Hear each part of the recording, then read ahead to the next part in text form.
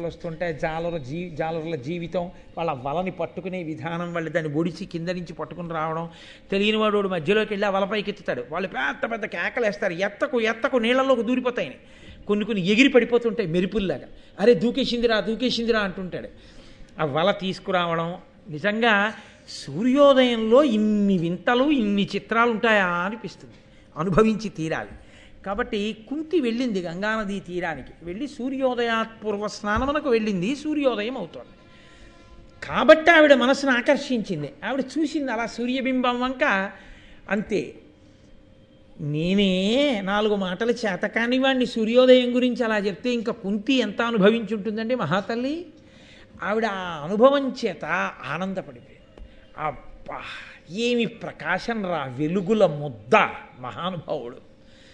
ఇటువంటి సూర్యభగవానుణ్ణి బిడ్డనిమ్మని అడిగితే ఇంత వెలుతురున్న పిల్లవాడు వస్తాడా అనుకు.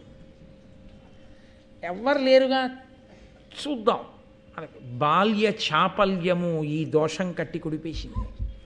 ఇది సత్యవతీదేవికి కూడా కన్యాత్వమునందు పుట్టాడు వ్యాసుడు, కానీ ఆవిడికి అలా చాపల్యం లేదు, పరాశర అనుగ్రహం అక్కడ. ఇక్కడ ఈవిడ ఆ సూర్యభగవానుణ్ణి చూసింది. ఆ మంత్రము తనదగు హృదయమున ఆ కన్య నిలిపి ఆదిత్యున కర్ఘ్యమెత్తి నాకు ఇమ్ము ప్రియమ్మున నీయట్టి పుత్రున అంబుజమిత్ర, ఓ అంబుజమిత్ర, అర్ఘ్యమిస్తూ ఎంత వెలుతురుతో ఉన్నాడు రా మహానుభావుడని, నీలాంటి కొడుకునియ్యి అంది మంత్రం చదివి.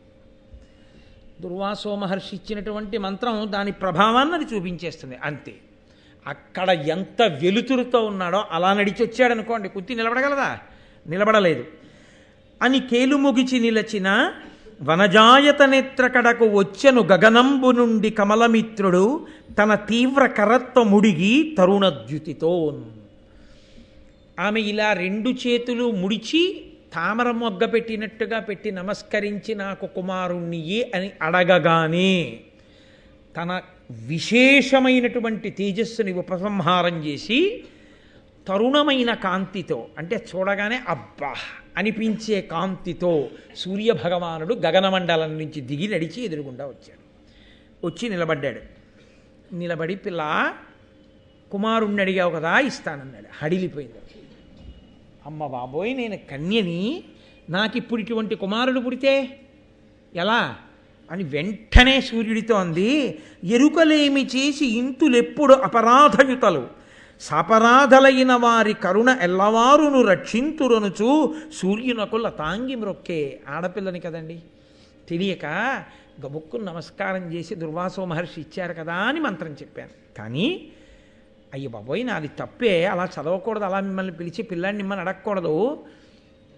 నేను తెలియక బాల్య చాపల్యంతో పిలిచేశాను, నీ చేసిన తప్పు మన్నించండి, నాకు వద్దు పిల్లాడు. ఎందుకని? ఆవిడికి పిల్లాడు కలగకూడదని కాదు ఆవిడ బాధ.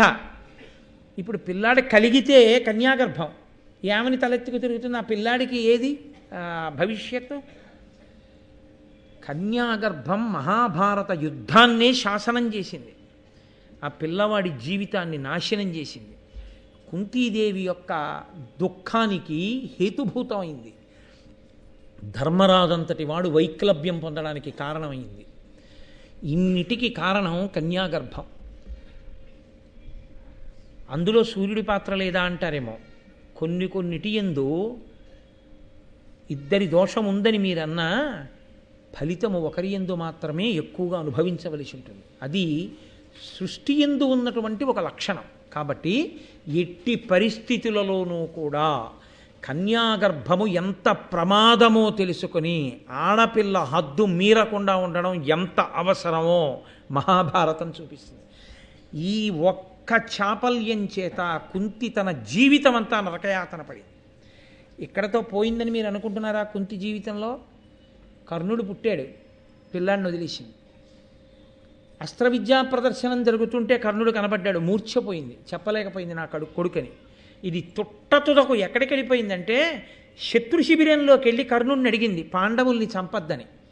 ఆయన అన్నాడు, ఏమ్మా నీ కొడుకుని కానా, నన్ను చంపద్దని అడిగావంటే నేను చచ్చిపోవచ్చు కదా, సరే నీకు ఎప్పుడైనా 5గురే పాండవులు, నాతో కలిపి 5గురో, అర్జునుడితో కలిపి 5గురో ఉంటారు. 4 నా కంట పడ్డా నాకు దొరికినా చంపను. ధర్మరాజుని, భీముణ్ణి, నకులుణ్ణి, సహదేవుణ్ణి విడిచిపెడతాను. అర్జునుణ్ణి మాత్రం విడిచిపెట్టాను. నన్ను నమ్ముకున్నాడు దుర్యోధనుడు. అర్జునుడి చేతిలో నేను పోయినా నీకు 5గురే పాండవులు. కాబట్టి అమ్మ 5గురు పాండవులు ఉంటారు. నీ కడుపున పుట్టిన 4గురిని చెనకను అని మాటిచ్చాడు. చిట్ట చివరికి తానే మరణించాడు. అంతా యుద్ధం అయిపోయాక ఒక ఉన్నతమైన ఆసనంలో ధృతరాష్ట్రుణ్ణి, ఒక ఆసనంలో ధర్మరాజుని కూర్చోబెట్టి బ్రాహ్మణులు పేర్లు చదువుతున్నారు. ఒక్కొక్క పేరు చదివి ఎవరికి బంధువు అని అడుగుతున్నారు. తన బంధువైతే ధృతరాష్ట్రుడు విడిచిపెట్టాడు తిలోదకాల్ని, తన బంధువైతే ధర్మరాజు విడిచిపెట్టాడు. కర్ణుడు అన్నారు, నా బంధువు కాడన్నాడు ధృతరాష్ట్రుడు. నా బంధువు కాడన్నాడు అర్జునుడు. ఆఖరికి చచ్చిపోయి తిలోదకాలు లేవని అప్పుడు ఏడిచింది కుంతి. వాడు నా కొడుకే కన్యాగర్భం, చెప్పుకోలేకపోయానండి. ధర్మరాజు అన్నాడు, ఈ మాట ముందు చెప్పి ఉంటే ఆయన కూడా పాండురాజు కొడుకు కిందే వస్తాడు. ఎందుకంటే తన భార్య వివాహపూర్వము జనించి ఉంటే భర్తకి కొడుకు అయిపోతాడు, కన్యాపుత్రుడు. నీకు కొడుకైనందుకు, నాకు అన్నగారైనందుకు అమ్మ నీ రాజ్యం తీసుకోను, కర్ణుడి సింహాసనం మీద కూర్చోపెట్టేవాడిని. నువ్వు చెప్పక దాచడం వల్ల అన్నగారు చచ్చిపోయాడు. అన్నం చంపేసిన పాపం వచ్చింది నాకు. పాపం రావడం కాదు, తెలియదు ధర్మరాజుకి, కానీ అన్నయ్యని చంపేశాం. ఆడదాని నోటిలో నువ్వు గింజ నానినంతసేపు కూడా నిజము దాగకుండుగాక. ఇన్ని కష్టాలు పడ్డ కుంతి చివరికి ఏం పొందింది? ధర్మరాజు వల్ల శాపం పొందింది. కన్యాగర్భం కట్టి కుడుపుతుంది సుమా. ఒక్క చిన్న పొరపాటు, ఇంకొకటి పర్వాలేదు, కన్యాగర్భము అత్యంత ప్రమాదకరము. అందుకే ఇది చెప్పిన జాతికి మనం వారసులం, కానీ పెళ్లి కాకముందు వ్యాలంటైన్స్ డే చేసుకునేటటువంటి సంస్కృతికి మనం వారసులం కావు. కాబట్టి ఇది పిల్లలకి నేర్పమని చెప్పాం, కానీ వ్యాలంటైన్స్ డే పెద్దవాళ్లే నేర్పి తర్వాత వచ్చేదానికి దిక్కుమాలిన ఏడుపులు ఏడవమని మన భారతం మనకి నేర్పలేదు. కాబట్టి కుంతి పరివేదన చెంది ఏను మంత్రశక్తి ఎరుగక కోరితి అన్య ఇదియు కొరగాదు నాకు గర్భమైన నా తల్లిదండ్రులు చుట్టములను నన్ను చూచి నగరే. అయ్యో నాకు తెలీదు, మంత్రశక్తి అంటే ఏమిటో కూడా నాకు తెలియక దుర్వాసో మహర్షి ఇచ్చారు కదా అని చదివేశాను. ఇప్పుడు నాకు గర్భమైతే, నేను గర్భిణినై ఇంటికెడితే నా తల్లిదండ్రులు నవ్వరు, నా బంధువులు నవ్వరు, నేను నలుగురిలో నవ్వుల పాలైపోను. అందుకుని నాకు పిల్లవాడొద్దు. ఇప్పుడు వేడుకుంటోంది పిల్లలొద్దని. ఈ వేడుకుంటున్న స్థితిలో ఆయన అన్నాడు, సూర్యభగవానుడు, మాకు ఒక నియమం ఉంది. ఇప్పుడు మంత్రజపం చేసి నువ్వు నన్ను పిలిచినప్పుడు నేను కనపడితే నిన్ను అనుగ్రహించి తీరవలసిందే. అది మా నియమం. అలా పోన్లే అమ్మా అని నేను వెళ్ళిపోకూడదు, అది కుదరదు అలాగా. కాబట్టి నీకు బిడ్డని ఇస్తాను. కానీ నీకేమిటి భయం? ఇప్పుడు తెలిసాక నిజమే మంత్రజపం చేశావు. గర్భిణివైతే కదూ నువ్వు బెంగ పెట్టుకుంటున్నావు. సద్యగర్భమునందు బిడ్డని ఇస్తాను. ఇక్కడే కుమారుడు లభిస్తాడు నీకు. కానీ నీ కన్యాత్వమునకు కూడా భంగపాటు రాదు. కాబట్టి నువ్వు వేరొకరిని వివాహం చేసుకున్న తర్వాత నీకు దోషం ఏమీ సంక్రమించదు. నీ కన్యాత్వం అలాగే ఉంటుంది. ఉండేటట్టుగా నీకు సద్యగర్భంలో బిడ్డని ఇస్తాను. అంతవరకు నేను నీకు ఉపకారం చేయగలను తప్ప, నువ్వు ఒకసారి మంత్రం చదివేసిన తర్వాత, నేను వచ్చేసిన తర్వాత, దర్శనం ఇచ్చేసిన తర్వాత ఇంకా ఇప్పుడు ఆ మంత్ర ఫలితాన్ని ఇవ్వద్దు అంటే మాత్రం ఇవ్వకుండా ఆపగలగడం మంత్రాధిష్టాన దేవతగా నా పరిధిలో లేని విషయం. ఇల్లు అంటుకుపోయిన తర్వాత అయ్యయ్యో ఇంకెప్పుడు స్టవ్ అలా వెలిగించనండి, మంట ఆరిపోంటే ఆరుతుందా? కాలిపోతున్న చూర ఆర్పుకోవాలంతే తప్ప కుదరదు. కొన్ని పరిణామములు అలా ఉంటాయి అంతే. కాబట్టి సద్యగర్భంలో కుమారుణ్ణి ఇస్తానన్నాడు. ఎటువంటి వాడు పుట్టాడో తెలుసా అండి? ఇది కన్యాగర్భం కాకపోయి ఉంటే కర్ణుడి సింహాసనం మీద కూర్చుని యావత్ భూమండలాన్ని పరిపాలించవలసిన వాడు. అంతటి తేజోవంతుడు, మహాభారతం మొత్తం మీద అంతటి తేజోవంతుడై సహజంగా పుట్టుకతో అలా పుట్టాడు. సాక్షాత్తు సూర్యనారాయణుని యొక్క కుమారుడు. కానీ ఇందులోనే మళ్ళీ ఒక రహస్యం. ఇలా పుట్టేటట్టు ఎందుకు చేయాలండి దేవతలు? ఇలా పుడితే తప్ప ఈయన దుర్యోధనుడి వైపుకి వెళ్ళడం. ఈయన దుర్యోధనుడి వైపుకి వెడితే తప్ప అర్జునుడిని చంపేవాడిని నా దగ్గర ఉన్నాడని దుర్యోధనుడు నమ్మడం. దుర్యోధనుడు నమ్మితే తప్ప యుద్ధానికి రాడు. యుద్ధానికి వస్తే తప్ప దుర్యోధనుడితో వచ్చినటువంటి శత్రువులు, ధర్మాన్ని పాడు చేసే వాళ్ళందరూ పాండవుల చేతిలో చావరు. కాబట్టి యుద్ధానికి వచ్చేట్టు చేయాలంటే కర్ణుడు అటువైపు ఉండేటట్టు చేయాలి. అది దైవశక్తి. కానీ భూత భవిష్యత్ వర్తమాన కాలములు ఎరిగిన దుర్వాసో మహర్షి. అందుకని ఆవిడికి ఆ ఉపదేశం చేశాడు. అది ఫలించింది. ఫలించి ఇప్పుడు సలలితమైన పుట్టు కవచంబు నిసర్గజమైన కుండలంబుల యుగళంబు నొప్పగా సుపుత్రుడు కర్ణుడు పుట్టే సూర్యమండలమొక భూతలంబున బెగడంబయి దీప్తి సహస్రకంబుతో వెలుగడునా నిజద్యుతి సవిస్తర లీల వెలుంగుచుండగన్. ఆకాశంలో ఉండేటటువంటి ఆ వెలుగుల లోకం భూమి మీదకు వచ్చిందా అన్నట్లుగా మిరిసిపోతున్నటువంటి సహజమైన కవచంతో రెండు చెవులకి కుండలములతో మహానుభావుడై గొప్ప తేజోవంతుడై కర్ణుడు జన్మించాడు. వెంటనే ఆ పిల్లవాణ్ణి చూసుకుని ఆ కుంతి ఏడిచింది. ఏడిచి ఆవిడంది, ఏలా అమ్ముని నాకు ఇచ్చే ఈ మంత్రము తన కొడుకు అని ఆ పిల్లాన్ని చూడగానే అబ్బా ఏమి తేజోమూర్తి, కానీ నా కొడుకు అని చెప్పుకోలేను, ఇది నా దౌర్భాగ్యం.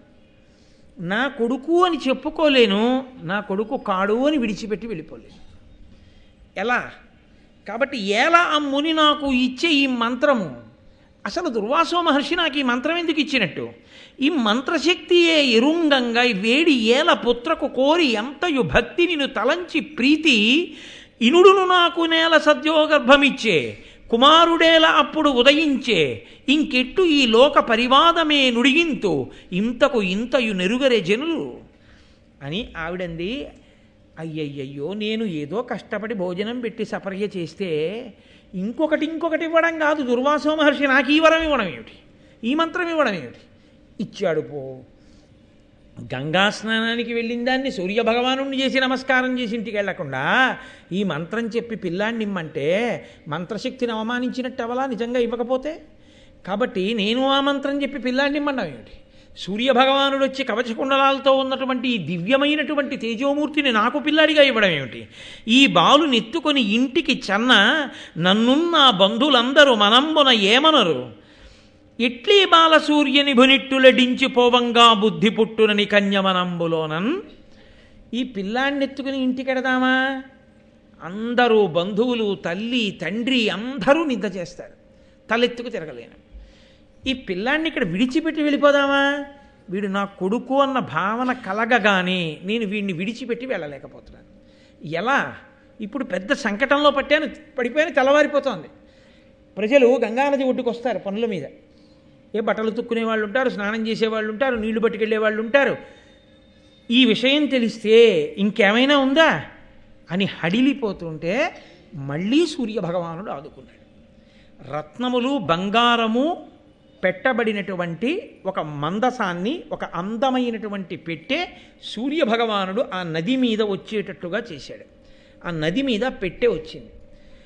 కుంతి విడిచిపెట్టలేక ఎవరైనా చూసేస్తారేమోనన్న తొందరలో ఇంకొక్క మాట చూసి కూడా ముద్దు పెట్టుకోలేక ఆ పిల్లవాడిని రత్నాలతో బంగారంతో ఉన్నటువంటి ఆ పెట్టెలో పెట్టి మూత పెట్టి గంగానదీ ప్రవాహంలో విడిచిపెట్టి ఇంటికి వెళ్ళిపోయాడు. విడిచిపెట్టడం అంటే పెట్టెలో విడిచిపెట్టి వెళ్ళిపోయింది, కానీ ఆవిడ మనసులో ఈ ఘాటు ఉండిపోయిందా లేదా? ఏమై ఉంటాడో అంతటి తేజోమూర్తి, నా కొడుకు ఎక్కడ పెరుగుతున్నాడో అన్న బాధ ఉండిపోయింది. ఇప్పుడు ఈ బాధ ఎలా తీరుతుంది? ఇన్ని గుణాల ఉన్న కుంతి ఒక గొప్ప వ్యక్తికి భార్య అయి ఈ మాట ఇలాంటి ఇబ్బంది లేకుండా భర్త వలన ఓ కొడుకునికి అందనుకోండి, అమ్మయ్య అప్పుడు కొడుకును వదిలేసుకున్నాను, ఇప్పుడు ఓ కొడుకు పుట్టాడని సంతోషంగా పిల్లాన్ని ఎత్తుకుని ఆడుకుని ఆ విషయాన్ని మర్చిపోతుంది. ఒక భర్త యొక్క అనునయం చేత మర్చిపోతుంది కదండి. అందుకని ఆవిడ ఖేదంతో ఇంటికి వెళ్ళిపోయింది. ఈ పెట్టె ఘనభుజుండు రాధయను దాని పతి ఒక్క సూతుడరుదించి చూచి రత్న పుంజ భరితమైన మంజసలోనున్న కొడుకు దానితోన కొనుచు వచ్చి. సూతుడు అంటే రథాన్ని నడిపేటటువంటి వాడు. ఆయన ఎందుకో ఆ నది ఒడ్డుకు వచ్చాడు. ఆ నీటి మీద వెళ్ళిపోతుంది ఆ పెట్టె. లోపల పడుకున్నటువంటి కర్ణుడి తేజస్సు చేత, బంగారము రత్నముల చేత ఆ పెట్టె కాంతులను వెదజల్లుతోంది. ఆ పెట్టెని చూసి ఆశ్చర్యపోయి అతను ఆ నదిలోకి వెళ్ళి ఆ పెట్టెని తీసుకొచ్చి పెట్టె మూత తీసి చూస్తే లోపల బంగారు రత్నాలు పిల్లవాడు కనబడ్డారు. తన భార్యకు రాధకు ఇచ్చిన అదియును గరము సంతసిల్లి కుమారుంగని చన్నులు సేపి ముదంబున వినిచెను సుహృదులెట్టి పుణ్యమో అనగన్. ఆ తల్లి ఆ రాధ అనబడేటటువంటిది ఈ సూతుని యొక్క భార్య. ఆయన ఈ పెట్టెలో దొరికినటువంటి పిల్లాన్ని పట్టుకెళ్ళి తన భార్య అయిన రాధ చేతికిచ్చాడు. ఆవిడ ఆ పిల్లవాడిని తీసుకుని ఎంత సంతోషమో, నా అదృష్టం, నాకు ఇలాంటి పిల్లాడు పుట్టాడు, సహజ కవచ కుండలాలతో ఉన్న పిల్లవాడు నాకు దొరికాడు, దొరికి ఆ కారణం చేత నాకు పుట్టిన పిల్లవాడితో సమానమయ్యాడని పొంగిపోయి మాతృత్వం పెళ్ళుపొకగా ఆమె ఆ పిల్లవాడికి స్తన్యమిచ్చి పెంచి పెద్ద చేసి పోషిస్తోంది. కాబట్టి కర్ణుడు పుట్టినది కుంతికి, పెరుగుతున్నది సూతపుత్రుడిగా పెరుగుతున్నాడు అక్కడ. ఆ కుంతీదేవి ఎన్ని గొప్ప గుణములతో కూడినదంటే యదుకుల విమల పయోనిధి సుధాకర రేఖ కమనీయ కాంతి నిలయ అనవరతాన్నదానాభితర్పిత ముని విప్ర జనాశ్రీ పవిత్రమూర్తి వినయాభిమాన వివేక సౌజన్యాది సదమల గుణరత్న జన్మభూమి పరమ పతివ్రతాభరణాభిశోభిత దామరసేక్షణ దాల్మియందు పృథివి పోనిలదాని పృథ అను కన్యక అధిక వీరుడై స్వయంవరమునబడసి పరనరేంద్ర పరిభావి పాండు భూపరుడు పేర్మితో వివాహమయ్యే. ఆ కుంతీదేవి ఆ పాలసముద్రంలో పుట్టినటువంటి చంద్రుడు ఎటువంటి వాడో ఆమె అంత అందమైనటువంటిది, గొప్ప కాంతి కలిగినది, నిత్యము అతిథులకు అన్నం పెట్టడంలో చాలా సంతోషమును పొందేటటువంటి వ్యక్తి, ఎందరో బ్రాహ్మణుల చేత ప్రతిరోజు ఆశీర్వచనములు పొందిన తల్లి, వినయము, అభిమానము, వివేకము, సౌజన్యము మొదలైనటువంటి గొప్ప గుణములు కలిగినటువంటిది, పరమ పాతివ్రత్యము కలిగినటువంటిది, తామర రేకులు ఎలా ఉంటాయో అటువంటి కన్నులు కలిగినటువంటిది, ఓర్పు యందు భూదేవి లాంటిది, ప్రధానబడేటటువంటి ఈ కుంతిని స్వయంవరంలో పాండురాజు గారు గెలుచుకుని తనకి భార్యగా చేసుకున్నాడు. కాబట్టి ఇప్పుడు కుంతి మనస్సుకి కలిగినటువంటి గాయము కొంత ఉపశాంతి పొందినది. ఎందుకని? మహానుభావుడైనటువంటి పాండురాజుకి భార్య అయింది. ఆయనే సామాన్యుడు కాడు. పాండురాజు ఇటువంటి వాడు అన్నది మీరు ఇందాకనే విన్నారు. వేదాంగములు చదువుకున్నవాడు, శాస్త్రములు చదువుకున్నవాడు, ధర్మములు తెలుసున్నవాడు, గుణములకు నిలయమైనటువంటి వాడు, కత్తి, ధనస్సు, ఈటే మొదలైనటువంటి పట్టుకోణంలో నిపుణుడైన వాడు, ఏనుగుల్ని గుర్రాల్ని లొంగ తీసుకుని అధిరోహించి తిరగగలిగినటువంటి వాడు, పెద్ద పొడుగైన శరీరం ఉన్నవాడు, పెద్ద పెద్ద బాహువులున్నవాడు, గొప్ప కాంతి కలిగినటువంటి వాడు, మత్సలేని తెల్లని ఆ మంచు ఎలా ఉంటుందో అటువంటి కాంతి కలిగినటువంటి వాడు, ఇటువంటి వాడు నా వంశంలో పుట్టాడు, ఎంత గొప్ప కీర్తి తీసుకొస్తాడో అని గాంగేయుడైన భీష్ముని యొక్క ఆనందమునకు కారణమైన వాడు. అటువంటి పాండురాజుకు భార్య కావడం చేత ఆవిడ ఎంతో సంతోషాన్ని పొందింది. కానీ కష్టము, సుఖము, సంతోషము, వెంటనే పరివేదన, ఇవి ఎలా ఉంటాయో చూడండి. ఇన్ని గుణములు కలిగింది, ఇంత అందగత్తే భార్య అయ్యుంటే పాండురాజు గారి భార్యని నేనయ్యున్నాను అన్న సంతోషం దేనివల్ల ఉంటుందండి? నా అందం చేత భర్తకి తృప్తి, నా గుణముల చేత భర్తకి తృప్తి, నా పాతివ్రత్యం చేత భర్తకి తృప్తి. కాబట్టి నా భర్తకి ఇంకొక ఆడదాని మీద మనసు ఉండదు. నేను ఇంత గొప్ప స్థితిని పొందానన్ననాడు కదా ఆడదానికి ఎప్పుడూ తృప్తి. ఆడది అలమటించిపోయేది ఎప్పుడంటే తన ఎందేదో లేదన్న భావనతో భర్త గాడి తప్పిపోయాడు అనుకోండి, అరే నా వలన ఏదో లోపం జరిగిందని నా భర్త నాకు కాకుండా వేరొక స్త్రీకి వశుడవుతున్నాడని భార్య ఏడవాలి. కుంతి దగ్గర ఏది లేదని పాండురాజు గారు ఇంకో ఆడదాన్ని కోరుకోవాలి ఇప్పుడు? అలా కోరుకుంటే కుంతి మనసుకి గాయం మళ్ళీ తగిలినట్టే కదా. మీరు ఆ కోణంలో ఆలోచించండి. ఆయన దక్షిణ నాయకత్వాన్ని పక్కన పెట్టండి. కానీ ఆయన మద్రరాజకుమార్తె అయినటువంటి మాద్రి శల్యుని యొక్క చెల్లెల్ని నేను వివాహం చేసుకుంటాను అని భీష్ముని యొక్క అనుమతి చేసుకుని కుంతి ఉండగానే మాద్రిని చేపట్టాడు. ఏదైనా బాగుంటుందేమో కానీ సవతి వచ్చినా కూడా సంతోషంగా ఉంటే అసహ్యంగా ఉంటుంది. అది తట్టుకోలేనటువంటి విషయం స్త్రీకి. కాబట్టి కుంతీదేవి యొక్క జీవితంలో మరొక్కసారి గాయమైంది. అరే నా భర్తకి నేను ఒక్కతనే భార్యని కాను, ఇద్దరు భార్యలు, అందులో పెద్ద భార్యను అని సరిపెట్టుకోవలసి వచ్చింది. అయినా ముందు చెప్పారు కదా నన్నయ్య గారు, ఏది చెప్పినా దూరదృష్టితో చెప్తారు, భూదేవంత ఓర్పు కలిగినది. కాబట్టి సర్దుకుని ఓర్పు పట్టి అది కూడా జీర్ణం చేసుకుని ఇద్దరు భార్యల భర్త అని పాండురాజు అనిపించుకుంటే తాను పెద్ద భార్య అనిపించుకుని వీలిపోయింది. సరే, కొంతకాలం జరిగింది. పాండురాజు గారు అతుల ప్రతాపలీలాయుతుడై ప్రాగ్దక్షిణాపరోత్తర దిగ్భూపతుల నిజ శాసన వశీకృతులంగావించి తనదు కీర్తి విలుంగన్ 4 దిక్కులను గెలిచి భూపతులందరినీ కూడా గెలిచి గొప్పగా ఆయన జైత్రయాత్ర చేసి అనేకమైనటువంటి ధనరాశుల్ని తీసుకొచ్చాడు. ఇన్ని తీసుకొచ్చినా పాండురాజు యొక్క గొప్పతనం అంతా ఎక్కడుందో తెలుసా అండి? అన్నగారికి చెప్పకుండా ఏ పని చేయడు. అన్నగారిని గౌరవించకుండా కళ్ళు లేని వాడివి నీకేమొచ్చని తోలనాడడం. నిజానికి ధృతరాష్ట్రుడు తాను ఒక తండ్రి బిడ్డలేమో కానీ ఒక తల్లి బిడ్డలు కారు. ఈయన అంబాలిక కొడుకు, ఆయన అంబిక కొడుకు. ఆయనకి కళ్ళు లేకపోయినా ముందు పుట్టిన ఆయన పెద్దరికానికి మర్యాదనిస్తాడు. ప్రతిదానికి ధృతరాష్ట్రుని యొక్క అనుమతి తీసుకుంటాడు. ప్రతిదానికి ధృతరాష్ట్రునికి చెప్పి గౌరవిస్తాడు. అందుకే మహాభారతంలో ఆ ఉద్యోగ పర్వం మొదలైన చోట్ల చెప్పుకున్నాడు ధృతరాష్ట్రుడు, పాండురాజు ఎన్నడూ ధర్మం తప్పలేదురా, అంతటి బాహుపరాక్రమం ఉండి 4 దిక్కులను జయించగలిగిన వాడై ఇటు పాండురాజు ఇటు భీష్ముడు ఉండగా నేను కళ్ళు లేని వాడినైనా ఇంత వైభవాన్ని పొందానురా, బంగారం అంతా తెచ్చి నా కాళ్ళ దగ్గర పెట్టి నా చేత అశ్వమేధయాగాలు చేయించాడురా, అంతటి ధర్మాత్ముడు, సింహాసనం ఆయింది, నీకన్నా పెద్దవాడు ధర్మరాజు ఉన్నాడు, రాజ్యం నీకిమ్మని అడిగితే నేను ఎలా ఇప్పించనురా, నాది కాని దాన్ని ఏడిచాడు ధృతరాష్ట్రుడు. అంత గొప్పవాడు పాండురాజు, గుణనిధి, మహానుభావుడు. అటువంటి పాండురాజు వినుత యశుండు, పాండు నృపవీరుడు, దిగ్విజయంబు చేసి పెంపున గొనువొచ్చి ఇచ్చిన అపూర్వ మహాధనరాశి పేర్మి వారని విభవంబుతోడ ధృతరాష్ట్రుడు చేసే శతాశ్వమేధముల్ దనిసన భూసురేషులకు దక్షిణలిచ్చి యథోచితంబుగన్. ఆ పాండురాజు గారు వెళ్ళి దిశలను గెలిచి 4 దిక్కులను గెలిచి ఆయన తెచ్చినటువంటి అపారమైనటువంటి ధనరాశులతో 100 అశ్వమేధయాగములు చేశాడు ధృతరాష్ట్రుడు. అంటే ఎంత భాతృభక్తి కలిగినటువంటి వాడో మహానుభావుడు పాండురాజు. మీరు ఆలోచించండి, ఆ పాండురాజుని మండిత గుణ సంపదనధికుండగుచున్ పూరు భరత కురుపతులకు తుల్యుండై వంశకరుండగు పాండు మహీషుడని బుధ సభలో తను పొగడగన్. ఆయనని ఇతను పూరుడితో, భరతుడితో, కురుమహారాజు గారితో సమానుడవుతాడు.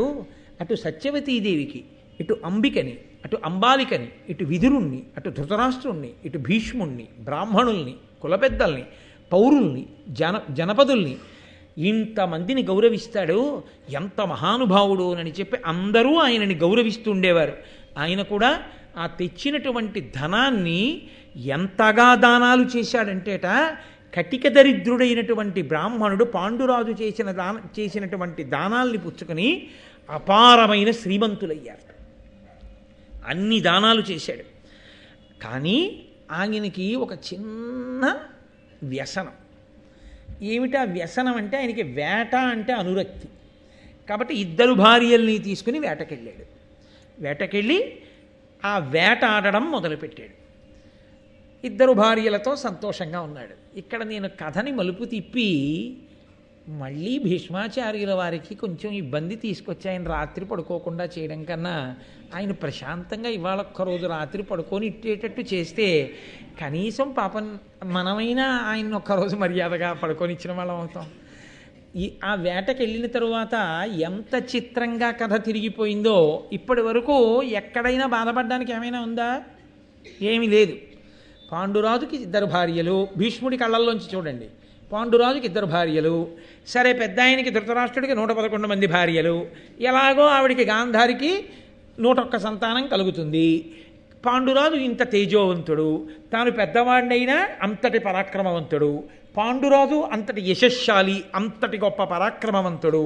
ఇప్పుడు సింహాసనానికి 2 కాపు కాస్తున్నాం కాబట్టి ఇంకా ఇలా కన్నెత్తి చూడగలిగినటువంటి శత్రు రాజు లోకంలో లేడు.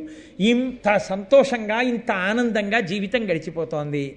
అమ్మయ్యా, ఇన్నాళ్ళకి మళ్ళీ అంతఃపురంలో సత్యవతీదేవి, అంబాలిక, అంబిక కొడుకు ధృతరాష్ట్రుడు, ఆయన భార్యలు, అంబాలిక, ఆవిడ కొడుకు పాండురాజు, ఆవిడ పిల్లలు, ధర్మం చెప్పేటటువంటి మహానుభావుడు, పరాక్రమవంతుడు విదురుడు, పెద్దవాడు భీష్మాచార్యులు, ఇంత సంతోషంతో మళ్ళీ అంతఃపురం అంతా కోలాహలంగా, ప్రజలందరూ సంతృప్తిగా, కురురాజ్యమంతా ఆనందంతో ఉన్నది అన్న మంగళవాక్యం దగ్గర ఇవాళ ఉపన్యాసాన్ని పూర్తి చేసి మళ్ళీ రేపు ఎలా కథ మలుపు తిరుగుతుందో రేపు చూద్దాం.